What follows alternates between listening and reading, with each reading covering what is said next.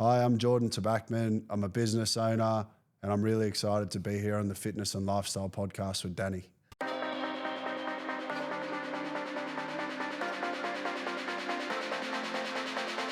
Welcome to the Fitness and Lifestyle Podcast. I'm your host, Danny Kennedy, and I'm here to help you become the very best version of yourself.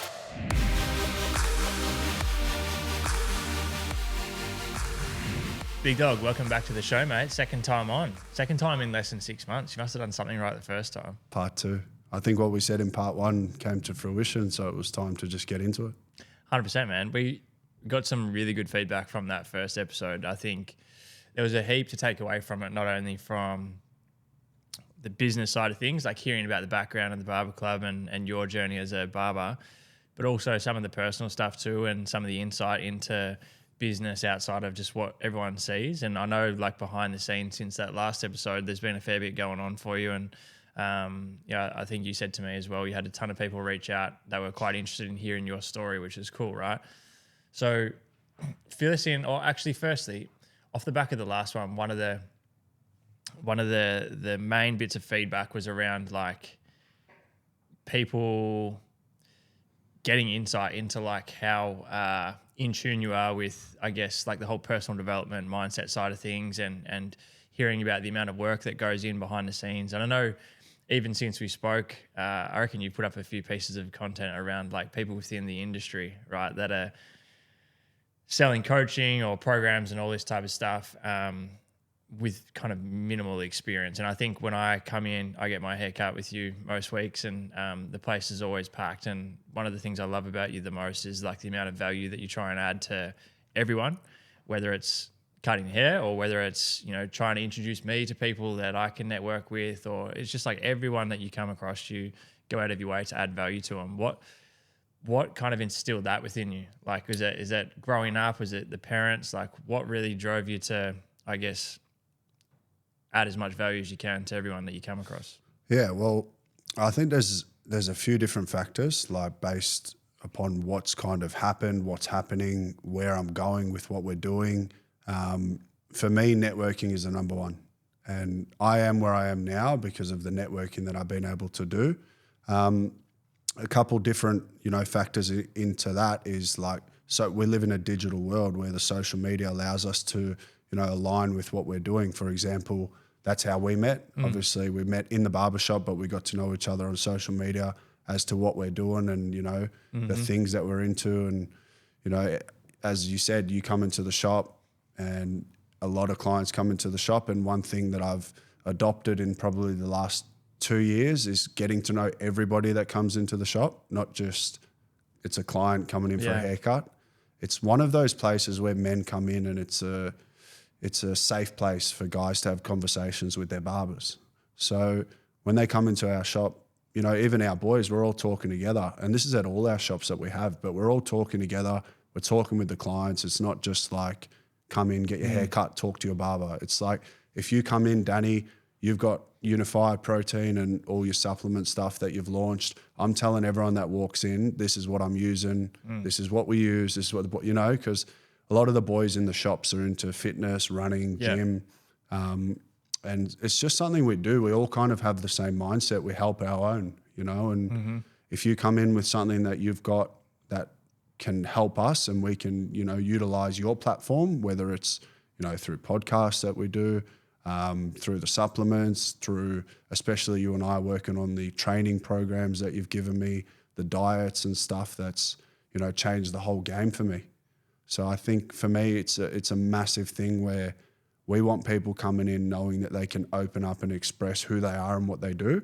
And that's what's happened. And you've been coming to the shop for a bit now and you see how we all interact. Yeah. And I think it's such an important thing to do in a business sense where not only do the clients feel comfortable, the staff feel comfortable getting to know each other, engaging with the clients about what they do. Something that we really push is don't talk shit with your clients. Learn about your clients, learn what they do, because in your own personal life, and this has happened to me many times where I've met clients who I'm now in business with, and you get to know them over years of cutting their hair. Yeah. They get to know you through what you're doing. They see what you're doing in social media, but the biggest thing is the connection, the human connection. And you know, if something comes out of it, and like I said, it's happened with us, and it's what's happening with our brand, how we're growing through India and Dubai and Bali. It's all working with people, you know, that I've met along the way through networking. So hands down, networking is the biggest thing, you know, by far, that can get you into the places you want to go. Because you sit back and you just roll with what you're doing. You don't ask for information, or you don't want to learn. You think your way is right. You're just going to be stuck complacent in that sense. So biggest thing for me is learning about people, absorbing information, listening before I actually speak, and learning about, you know, what these people do. And this is where it's kind of moved into the space of we're opening businesses in India. We've already opened there. We're opening in Bali. We're opening in Dubai. So it's become a national, you know, operation to international. Yeah. And it's amazing because there's so many different benefits to having business in Bali, business in Dubai, you know, and I'll get more into that a bit later, but it's a really exciting opportunity. And you know, for me now, I think in the last podcast, I kind of explained about my life and a bit more personal stuff, what it took to get to, you know, where I am now. But now it's a whole new chapter of where it's going. And that really excites me. And the biggest reason that I'm doing all this is because everything we're doing overseas allows the people in our team to have the opportunities to go there as well and be a part of it. You know, it's not about me. Yeah. It's about helping everyone else that's involved. Yeah, I love that. And so that's something that I'm big on too, is that I think particularly in Australia, right? We had a guest on before, Matt Purcell, talked about branding and the importance of it. And he also mentioned like tall poppy syndrome. It's like when someone does well, people like to see others do well, but not better than them. Yeah. Right. And at the same time, I think there's this lack mindset across Australia in particular around the fact that if this person's successful, that means that I can't be. And again, like just to reiterate, like even let's say Tegan, right, who's cut my hair a couple of times, and I haven't known him for that long, but when he has cut my hair, we've had pretty in-depth conversations, and he's kind of filled me in with his journey and where he's at, and even the growth I've seen in him in the last 3 to 6 months, personally and professionally, is all guided by, you know, your push to accelerate everyone. It's not just you. It's like, let's all win together. Let's continue to grow and build together.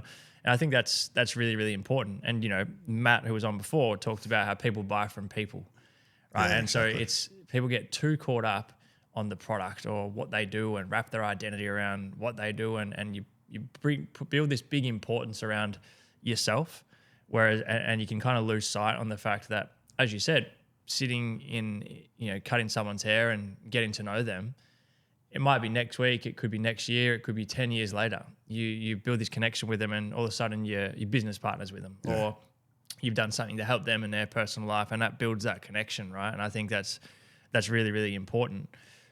You mentioned before about our last chat, how you kind of spoke about your personal story. A bit of a random question, but look at someone like yourself, quite jacked, quite clearly. Jacked, covered in tats, got the nice cars, nice business and everything. We heard in the last episode what's gone into even building that, and I think it's really, really inspiring. But what do you feel like is the biggest misconception about yourself for people who don't actually know the real you? Well, I think what we do, like I've expressed who I am to so many people now, and that's, again, why we're in the position we're in, because the real people who I really deal with day to day, they know who I am, you know, and people see the outside, you know, social media, that's where they see it. They see rainbows and butterflies.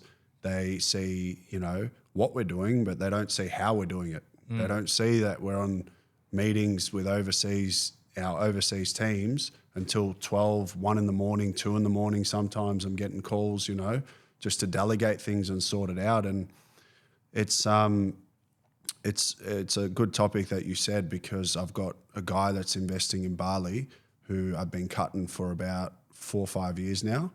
And for him to see what we're doing and say, you know, I've been watching your whole journey and I want to invest in what you're doing. I want to get into business. So, you know, just to touch on that, we sat down and, you know, I don't say yes to anything straight away. You know, I got to understand why someone wants to do business, or just have an understanding as to how we can kind of, you know, do this in a sense that if we're doing the barber club and an outside investor is coming in, what value do they bring to the table for us? Because you can't just say yes to everybody, be a yes man. It doesn't, you get yourself in trouble. So we sat down and I wanted to learn more about this guy and what he does. And he does property development. So he builds houses and sells them. And he's doing a couple of those a year. So instantly in my mind, I'm like, that's my whole goal along the line, is to get to a point where that's where the money's going into. Property, things like that, whether it's here, whether it's in Bali, Dubai, whatever, it doesn't matter. I need to learn and absorb information from this guy so that I can do that. And how better to do that than to get in business with him, together in Bali, because he's always wanted to get into a proper business instead of just doing property. Property is good. It's a hard game. It's a game that doesn't take, much of your self energy output. It's just, you've got builders, you've got plumbers, you've got all, everything's kind of done unless you're in that industry. Delegated, yeah. Exactly.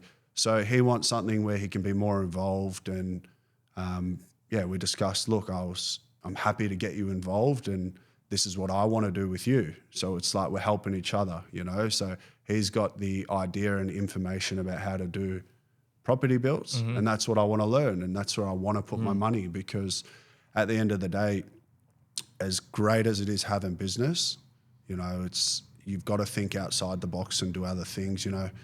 Property is one thing. We're opening a bagel shop next door to our shop in Port Melbourne, and this came about. We opened in Richmond, the barber club. And I was just going across the road for coffees to Bizzleby. Yeah. And I just got to know the manager and we just started talking. And then we came up with this like collaboration to do the Barber's Bagel, which is launching now. Yeah. So it's a crazy bagel. I came up with the whole kind of ingredients. What's in it? Beef short rib, American cheese, slaw, pickles, smoky barbecue sauce, and a cheese hash brown. Oh, it's nice. Nuts. That's unreal. It's nuts. And the point behind that is because realistically, barbers and hairdressers back in the day, not as much now in appointment-based shops, didn't get lunch breaks. So they just had to like cram things in. Most of them would just have cigarettes all day just to kill the hunger, the appetite suppressant. And so we came up with something that's going to like knock you out in a coma. And that's exactly like I had one, and that's exactly how I felt after. Every bite was like unbelievable. Yeah. But I'm like, I got to go sit down for a good couple of hours now, So then we got talking after that, and I said to them, I see something that we can do with this brand in Port Melbourne, because Port Melbourne doesn't have, it's got like hunky dory, all those kind of, noodle box, but it doesn't have something like modern and trendy. Like we know that at the moment, like Toasties, sandwiches, Hector's Deli, those kind of places are just going nuts. Like you drive past and they're packed. So I said to them, would you consider doing here? And straight away they were like, yeah, let's have a look. Turns out the lease next door to our shop was available. Pretty much the owners there are ready to go. Yep. And that side where we are in Port Melbourne is just like premium place, So it's a perfect spot, apartments everywhere. So I'm so excited to do that. And the biggest thing is I'm getting my sister involved. So it's something for her. Yeah. I can do everything. I can do it all. La-da-da. It's not like that. It's like I'm doing this so I can help everyone around me. Yeah. I got her coming on board. She's going to be the manager of the place. And that excites me more than actually putting money into it and of course, making money. It's not about making money, but at the end of the day, I'll just go back to property. When it comes to property, you need to kind of leverage and utilize businesses that you got to be able to get cash flow to put into that and not stress about any other bills or anything like that. So it's kind of like a step-by-step game. Yeah. And why I say game is because we live in a world where it's actually a game. Yeah. Like you have to be smart. It's chess. Business is a game, right? Yeah. So you got to make the right moves. You've got to work with the right people. And you can't trust everybody. That's the biggest thing. It's like you get to a point where things are going really well for you and all these people start coming like, I want to do business. I want to do this. I want to do hair products. And these are close people that like maybe your clients or even extended family, and you just got to listen, absorb, and then, understand that you can't do everything. And I think where we are now with our brand and the other stuff we're doing, especially in India, I've got teams in every single place that we're doing things. So I might come up with an idea and I'll talk to the team about it, and the team will be like, yeah, this is a good idea.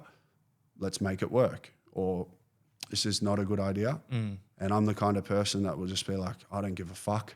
In my gut, it's a good idea and I'm going for it, you know? So that's a good point though you bring up around kind of say yes to everything. I think that's what, there's almost a misconception that the more successful you get, the benefit is the fact that you get more opportunities. There's some truth to that. However, the hard part about that is that the more successful you get, the more opportunities you get, the better you have to get at saying no. Yeah. Because it pulls you from what you're trying to focus on, right? And so having that ability to say no to the idea that sounds great, but then it's going to take away from what's actually building your brand or building your business or your income or whatever it may be. So how do you make sure now that you don't spread yourself too thin? I think for me, I'm 28 now.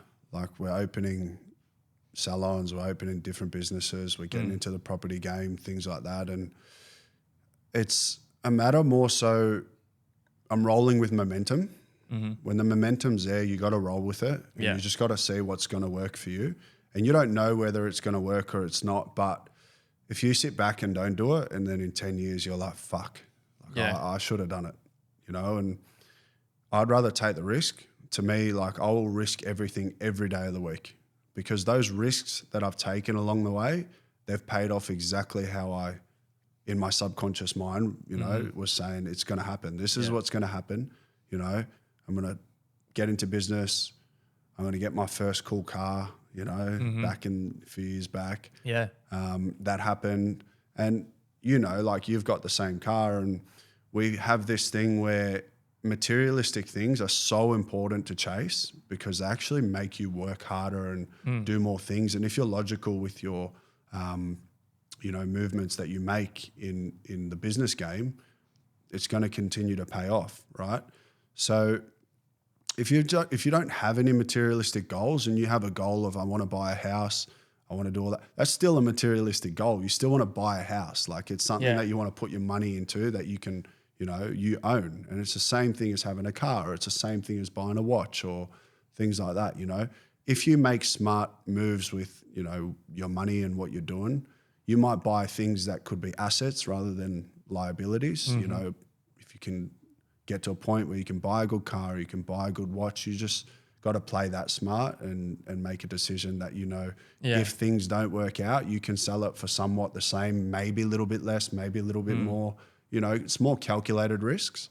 It gets looked at on that topic though, like with materialistic stuff, because I can guarantee there were people listening going like, it shouldn't be about materialistic things. However, the way that I look at it, and I'm certain that you're the same, right, is the fact that when you get the materialistic things, right, when you buy the new G-Wagon that's out the front, or you go and buy a watch or whatever it is, your worth or your confidence or your success is not based off the fact that you have that thing. And without that thing, you're the same person. You operate the same way. 100%. But as you said, there's nothing wrong with wanting or desiring materialistic things because you start to use it as a significance of the work that you put in, almost like a milestone. And like, I'm sure you're the same. I'm well aware that the fact that buying a C63 is not a fucking great financial decision, right? My accountant has made sure that I'm well aware of that. However, every time I get in it, it brings me joy. But not only that, it fucking drives the shit out of me to work even harder. Yeah. To the point where I can do these things. And so it's not having these things that makes me feel like I'm worthy or confident or anything like that. But for me, it's like a sign of, okay, this is the work that I put in and I'm going to continue to work even harder now to make sure that I can continue to level up or attract whatever else that is that I want. Yeah. And I think we're both on the same kind of boat with, we are so focused on helping people get better in their life and what they do. You know, even as you said with Teagues, like Tegan moved down from Tasmania, didn't know anything about Melbourne, you know, and now he's probably one of the biggest names in barbering in Australia, because when we sat down, we made a 3, 6, 12-month plan as to where he wants to go with what he's doing. You know, now he's one of the lead educators of Gamma. I'm taking him over to Malaysia to do a big hair expo. The guy didn't even have his passport. Like he literally didn't have a passport, and his Yeah. parents were trying to find their birth certificates to get it all Yeah. sorted, and we got it sorted. But like when it comes back to the materialistic things, it's if you have these materialistic things and you're an asshole and you don't do anything for anyone, you know, in life, you're not giving back to the world in any way, that's a whole different ball game, you know. If you've got a nice car, if you've got a nice home, you know, there's food on the table and you're looking after everybody around you and making sure that that's your goal every day waking up. Because as you said, like I've got everything I need in this world. There's nothing more I need. But every day I wake up and I'm just going harder and harder and harder, and I just want more opportunities again for the other people around us, Yeah. you know? I literally put up a story yesterday. I think I saw you'd like interacted with the story. The reason why people don't manifest or have the life that they truly want is purely because they're so addicted to past conditioning, their story, or they're thinking too logically. Like I said in that story yesterday, it's like think and act in a logical way and you'll continue to get logical results. Yeah. Start thinking and acting in an illogical way and you'll start to get illogical results. And so the whole notion around thoughts become things is 100% true. And so whether it's, you know, getting really clear on what it is that you want. So you sat down with Tegan, map out 3, 6, 9, 12 months, whatever it is. Like that is the first and most important step that often gets overlooked. And it's usually because people just there is no belief that what they desire is even possible. But once you start to map it out, and you can write something down on a piece of paper, which is a flat out lie, right? And you can read that and absorb that every single day to the point where it becomes an actual reality. And so we may as well start to use that to our advantage and start to map out, okay, what do we fucking desire? And it can and should be illogical. Like to say to Tegan 12 months ago, hey, in 12 months, this is the position you're going to be in. He'd probably sit there and just be like, get fucked, like how? Yeah.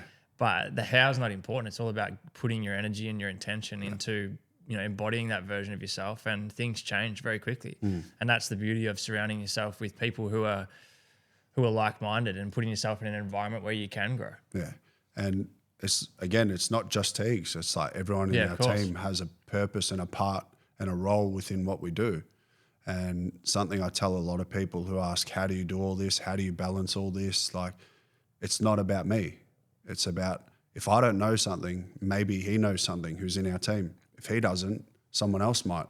So all that information combined is much more valuable than just me saying this is what we got to do. You know, and us as business owners, it's rather than bossing them around, we're leading them. The biggest failures I see people do in business, and I see it regularly, is they boss people around instead of lead people around, you know, and something I hold very, you know, in high regard to what we do is we lead people. We teach them things that we know on the blueprint of what we've done, and we adapt as, you know, as we go with that person based on what their goals are, what their capabilities are. And this is why it's so exciting to be able to every day wake up and know that we've got multiple teams, multiple groups, a lot of people that all have different, you know, elements of skill and, you know, different personalities. How do we mold them into who they want to be? You know, and the biggest thing for me is waking up every day, you know, non-negotiables, getting my gym done, you know, obviously helps with the program you give me. I can get up real early, but I'm up at like 4:35 every day. Yeah. That's like non-negotiable. It doesn't mean I'm in the gym at 5:30. I might be in the gym at 6, or I might be at 5:30. It's more just the alarm's on, get up, get your stuff done, and get that first step out of the way.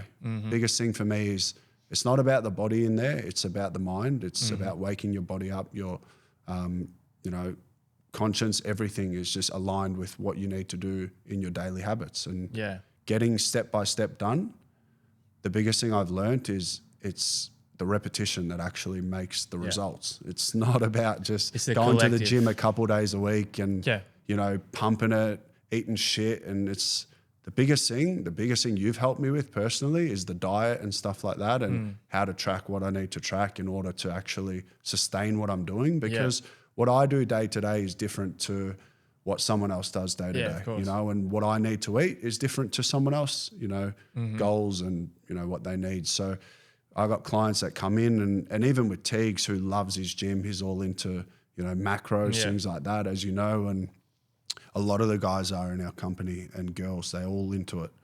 And the biggest thing that we say to each other is instead of telling people what to do, it's like, because they're always asking us, Yeah. what do you eat? How do you train? Yeah. And you want to tell them, but you also say, like, you've got to be honest and say, what I need and what I do is completely different to what you might need, you know? So for us, we'll say every day of the week, get a coach, get them to worry about that stuff for you.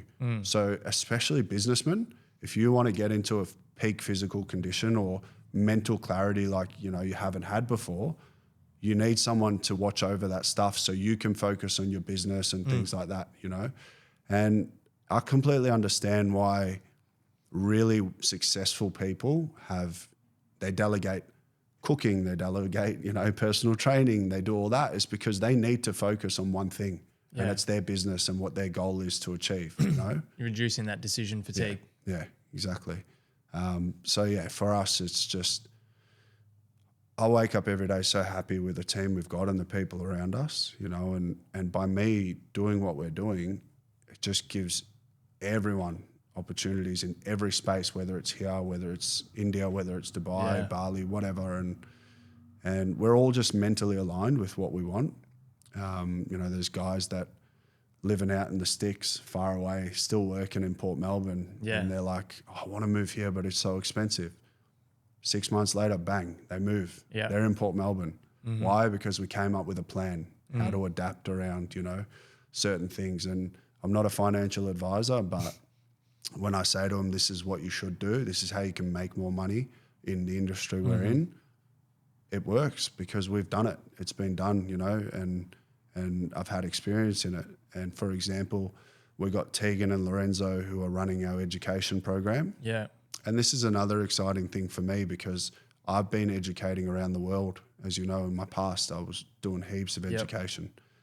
And to now have the platform to be able, and the network to be able to say, like, boys, this is what you should do. I'm going to introduce you to people that we can make this work. And now they're 4 weeks away from starting the academy. You know, they've made programs, they've made courses, things like that. That's awesome. You know, and here it is, it's under the Barber Club umbrella, but these boys are putting themselves on the pedestal. They're, you know, personal branding themselves. Yeah, of course. Which the biggest thing I tell everyone that I sit down with, whether it's was doing mentoring or whether it's with the staff, it's like, don't worry about anything but building your personal brand. And personal brand isn't just your business or isn't your Instagram. Your personal brand is who you are. It's who your client comes to see. Exactly. And how do they see you? They see your Instagram. That's your personal brand because we're in a world where our industry is seen by photos and videos, not by, it is word of mouth, but it's very rarely word of mouth. You know what I mean? So personal branding's huge, as we know, and I've been very grateful and lucky to build my personal brand in certain different platforms, you know, in the industry through cutting celebrities, through business, through educating around the world. And now it's like I've got this logbook of contacts and how do we utilize that contacts for everybody else as well. And it's literally working like that. That's just how it's rolling, you know, because they trust in what I've done and what I do. You said before around, you know, becoming a leader is not about telling people what to do. It's about, you know, as you said, guiding them. And I think what the biggest thing, you know, taken away from what you're saying now is the fact that people that are involved in your team, they feel like, because they are, but they feel like they are an important part of it. They're not just there to fill in the numbers. It's like they're allowing, and it's also having the ability or the, permission to grow personally as well. I think you see in a lot of businesses, particularly, I'll use the fitness industry as an example. When you've got staff or trainers working under the roof of another gym or another brand, it's like you're limited by how much you can grow because you're working to build their brand. But we know collectively when everyone is building and growing together, it's only going to benefit everyone, right? And so I'm curious, like, how do you protect your own energy, right? Because you said before around, like, you can't always say yes to everything. And at the same time, it's really, really important who you surround yourself with and what you tolerate, like what you allow. And so how do you approach that when you've got someone or something that is starting to take away from that positive or high frequency energy, how do you manage that to make sure that you protect it?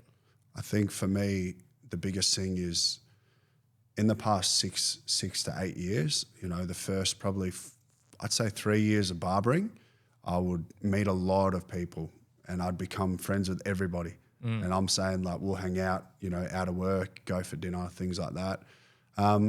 Without much knowledge that, you know, the energy is so, it needs to be protected so much. And as you grow up and you start doing different things and you learn about people, one thing I'm very good at is reading people and reading their energy now. And that's based off things that have happened in the past, you know, where I've trusted people in certain situations and, you know, been screwed around, you know, when I was younger, even in the industry, you know. So I think the biggest thing is as you grow, you learn and you adapt, and the biggest thing is you read energy of people by interacting with them. You know, if I sat down here for the first time with you and we were talking, like I just can look into your eyes and know what kind of person you are based on if you're looking at me or if you're looking all over the shop, you know. Yeah.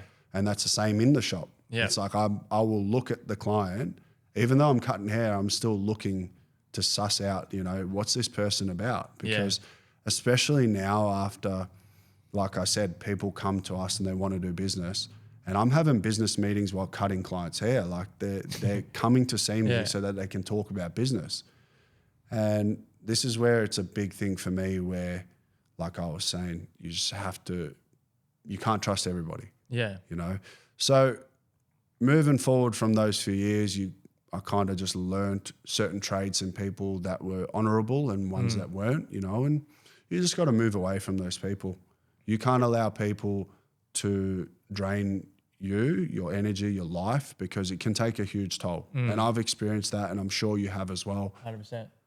Yeah. And I think another thing for me is the business side of things. Like I said, I sat down with the guy that I'm doing business with.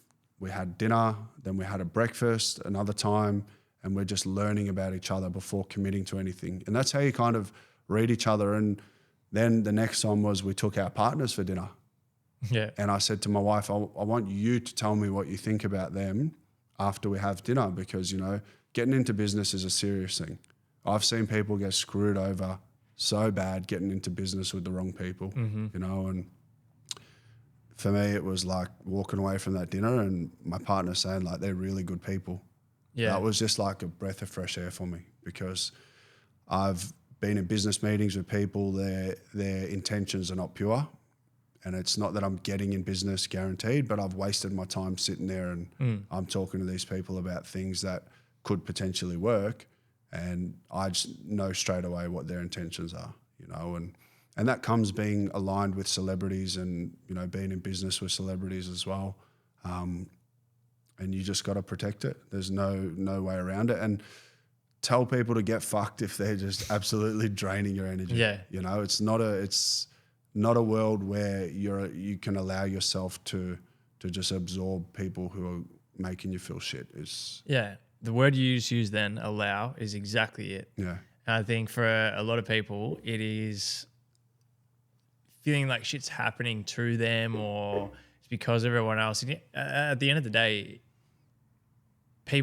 no one can make you feel any certain way unless you allow them to. You have to give people permission to make you feel a certain way. And at the same time, if you are surrounding yourself or you've got someone or a certain place or whatever that is continually draining that energy, you can't allow yourself to tolerate it. It's like you've got to make that decision to cut it off. And I think, as you said, as you get more refined with knowing exactly what you want and how you want to feel and what's important and what's not, your tolerance for that shit drops off very quickly. Yeah, definitely. Very, very quickly. Definitely. What's the you mentioned before around Dubai, Bali, India. Run us through since the last episode, like what's the development there in regards to Barber Club?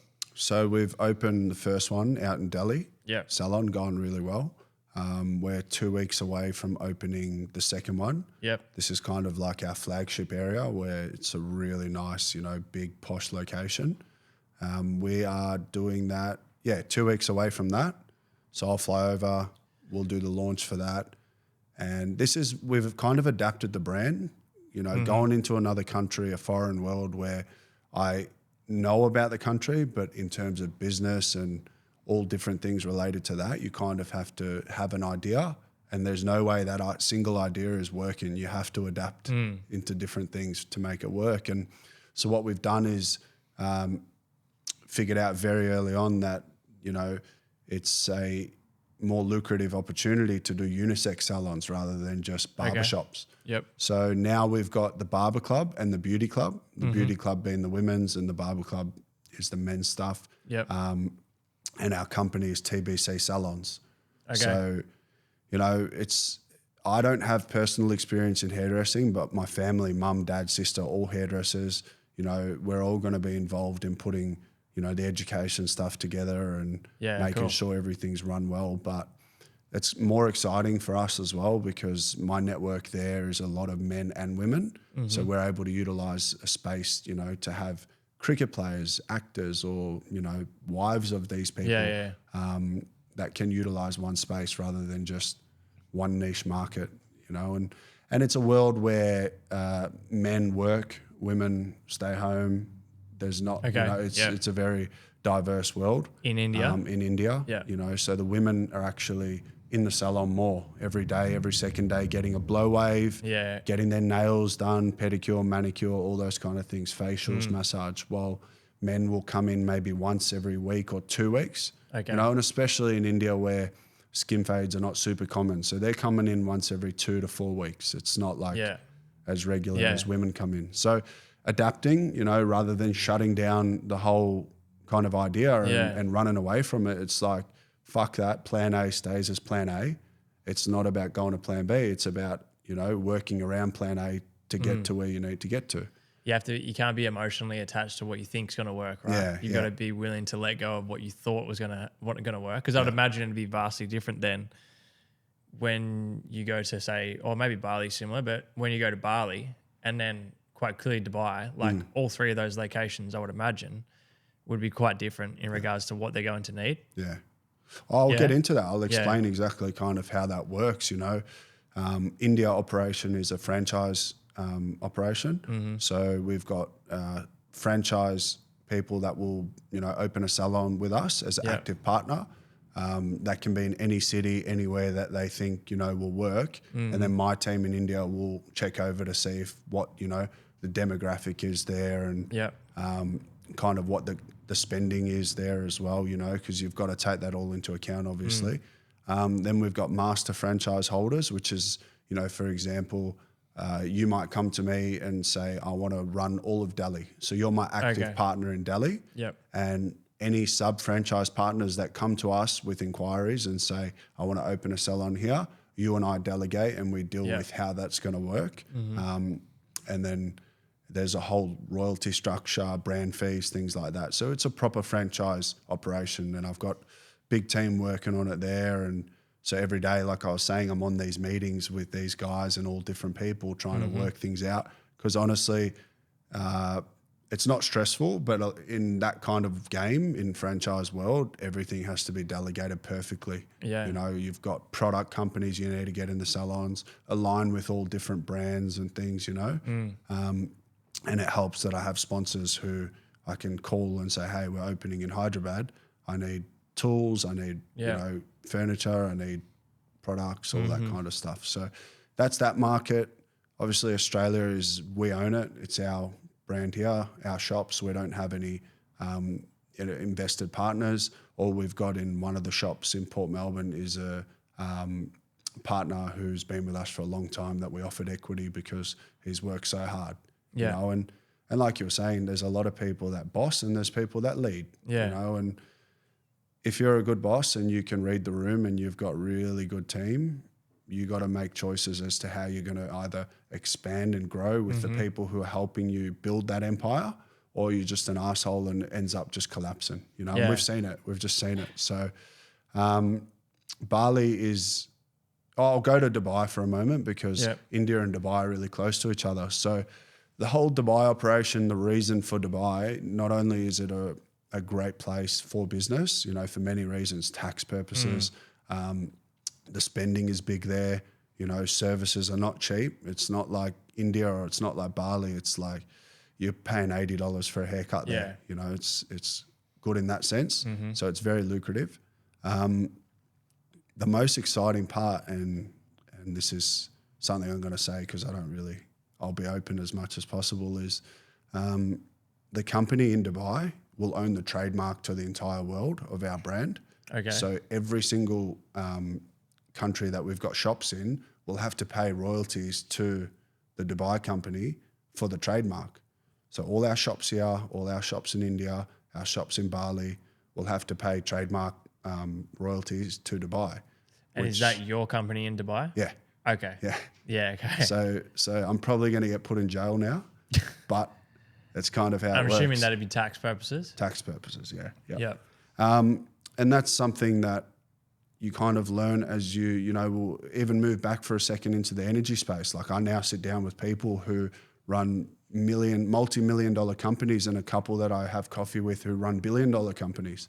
And they're teaching me this stuff, you know, and I'm just sitting there like, I have never fucking heard of this in my life. Yeah. And I'm absorbing. And they're the kind of people now that I sit down with all the time and I enjoy just talking to. Yeah. I have no time and I don't enjoy sitting down with people that want to talk about garbage, you know, just like, I don't mind talking about sport with clients, things like that. But in terms of the information you can absorb when you're sitting with the right people and the information you can pass on to your people is so much more valuable than wasting time, you know, because Definitely. we're not on a training run.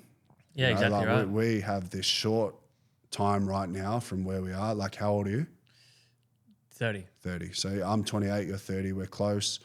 We've got this time in maybe 20 years of really like exciting opportunities for us to get done and do, you know, and once that kind of moves past that, it kind of falls back on what kind of life you want to live, you know? So we're just going for it now.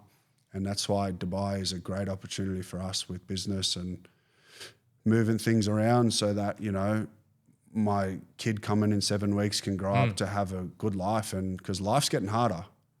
Everything's getting harder. Costs are getting harder. You see people, no one's buying houses now. Yeah. People aren't walking in the street buying things like they used to do, you know. I talk to many business owners and they all say we're all very open. It's like business is not the same in the last few years, you know, since obviously things have happened. Yeah. And then so moving from like Dubai into Bali, it's one of those places where it's probably the most exciting project for us because we're going to do a salon and academy there where people can fly over from Australia, UK, anywhere in Europe, you know, and do our 3 and 5 day courses over there. Okay. So the best part is for everything and everyone because it's a tax write-off if you're someone that wants to do the course over there. You know, we provide invoices and certificates that allows you to claim that on tax. So you're on like I wouldn't say working holiday, but you're on a holiday that you get something back for doing, Of course, you know. So you've got like start in the morning, get to afternoon. We're teaching you everything. We've got a full foundation course of what we're doing, all different kinds of techniques, everything all in, you know. That's awesome. So not only that, for us, it's a tax write-off, you know. We're all going over there doing these courses. We've got business, you know, and we'll get a villa all together and we'll allow anyone that goes over, like from our team who, does education to, you know, the people that we know to stay in the villa when we're not there. So 1 month I might go and do a 5-day course. And then the next month someone else, you know, in the team, in the TBC education group will go over, do 3 or 5 day course, whatever, you know, is kind of structured in that intake. And there's no better feeling. Like as soon as we announced that, I had like 4 or 5 salon owners say, I want to send all my staff over. That's awesome. So it was really cool in that sense. And so that'd be Aussies going like yourself or your staff going over to run it. Yeah. And then, cool. While having an active barbershop. Yeah, so I've got a couple of Aussies moving there to work and live that are going to run the barbershop. And then we're going to hire locals as well, offering, you know, everything, massage, pedicure, manicure, haircuts, you know, facials, really like luxury salon, which is exciting. But the most exciting thing, like I said, is the guys in the education team who get to go over and do that in another country, especially a place like Bali, especially a place like Bali.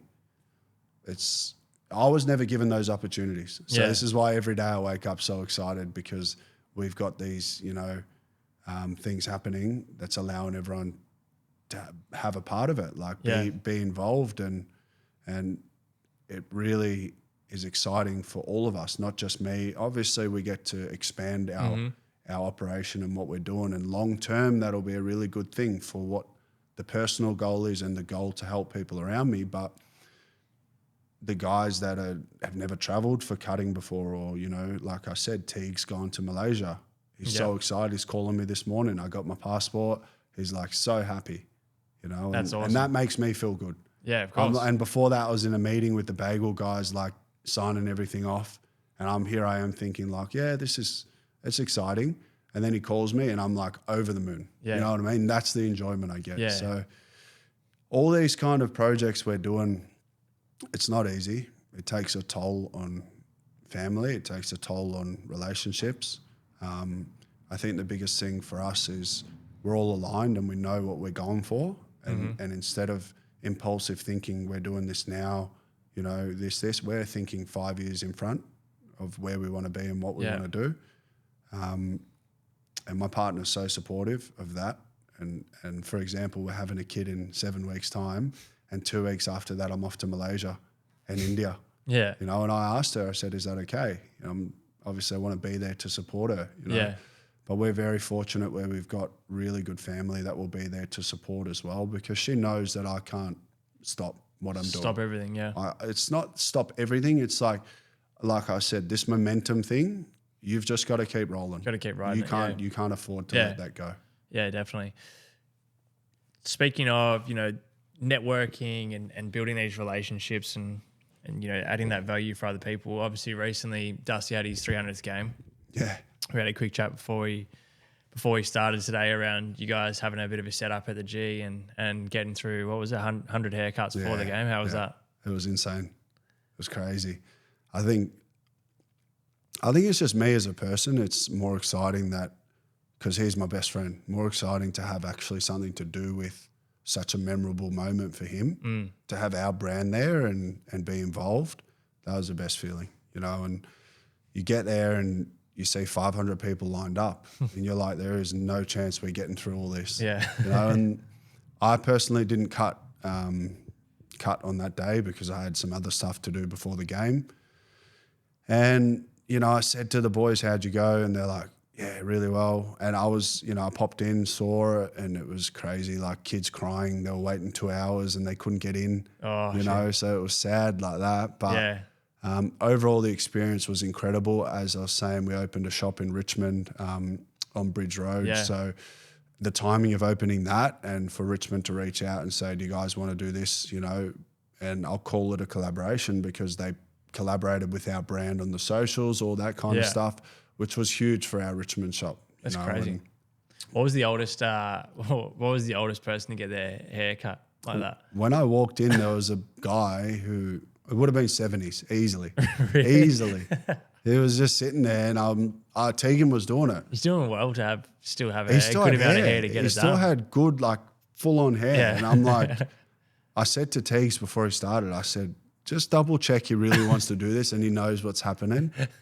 And the bloke just goes, yeah, give me the Dusty. That's what I want. It's the man's 300th. And we're just sitting there laughing. And that's gold. And then, to move from that into going into the game and seeing the whole 92,000 people there to see one guy, it was Hawthorn versus Richmond, but it was his 300th and why 92,000 people were there, so it was a great day. We had a great family function after, family and friends and stuff, and the next day, and he's worked so hard and to be able to have someone like him as a best friend and, he's reached the peak in his element of what he does, and I don't think you can do any more than what he's done, and again, back on the energy, they're the kind of people I want to be around because we discuss things that are important in life, and what we're going to do moving forward. And, we're not the same, but in a sense, we talk about a lot of the same things from a mental perspective, things that make us feel good. We live on the beach, we jump in the ocean, just to really get the day out and done. Go for walks, you know, cook good, healthy dinners. And yeah, cut his hair a lot, which is all part of it. But I think when I say that we're the same in some senses, it's more so we really, really enjoy feeling good, always feeling good.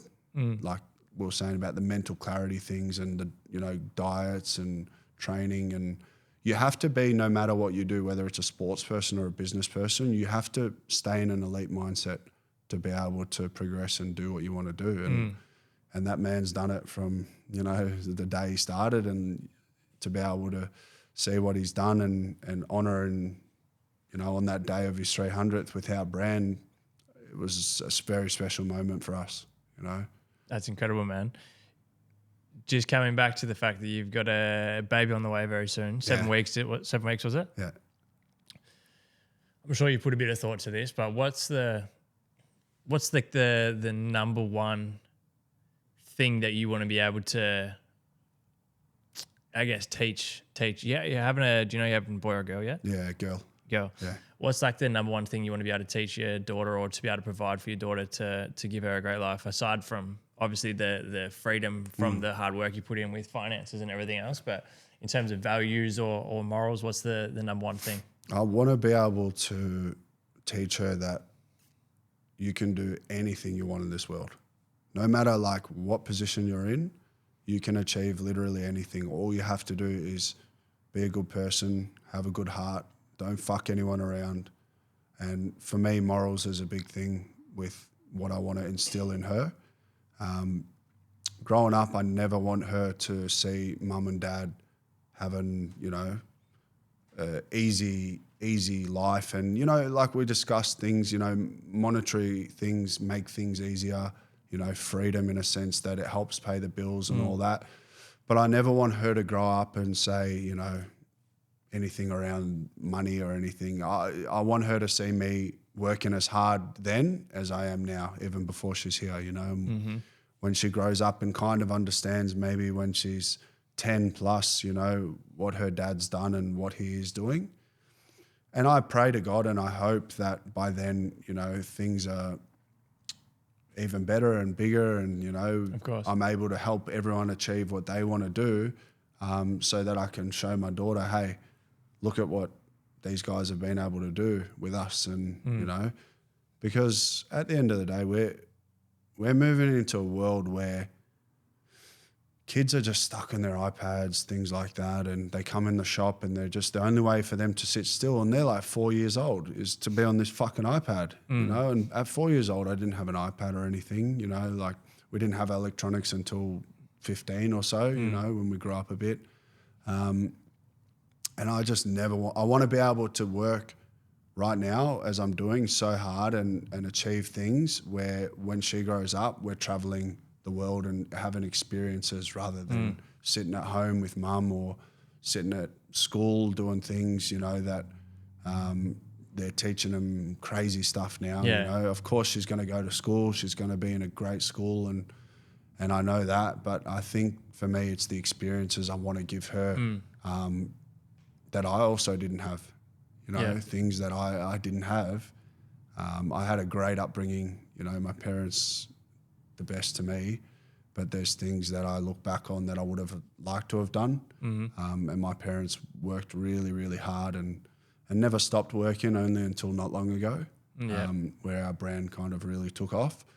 And I don't blame them for that, because it taught me so much, and it taught me what I want to be able to give to my family as they've given to me, you know. And the experiences might be different, but ultimately it's, the key is, you know, to have fun. Yeah, fucking oath, man. We're doing an incredible job of it, I think, you know, literally since the last time we spoke, which wasn't even 6 months ago, I don't think. There's already been a heap of growth. And, you know, since then, we've gotten to know each other obviously a lot better as well.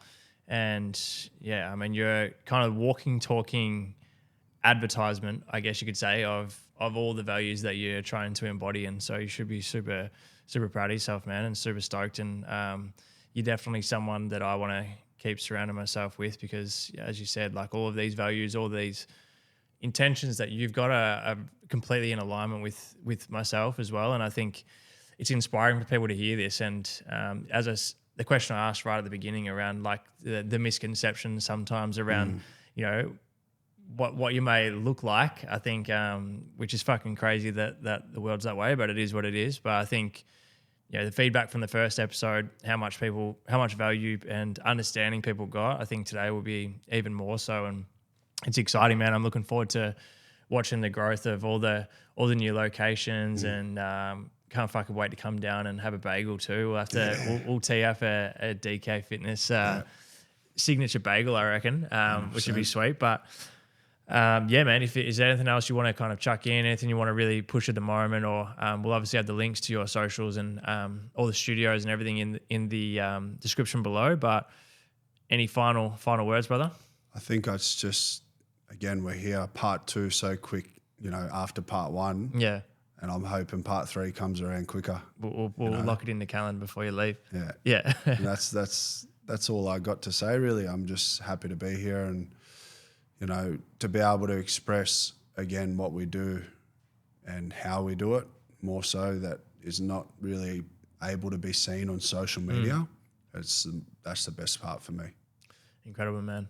I really appreciate your time, brother. And as always, love having a chat. And I'm sure everyone will get a lot of value and enjoyment out of today's episode as well. So if you are tuned into today's show, guys, and you have enjoyed it, we'd love for you to grab a screenshot of this episode, share it on your Instagram story, or tag us in your story, share the link with a friend, family, anyone who you think would benefit from listening to this.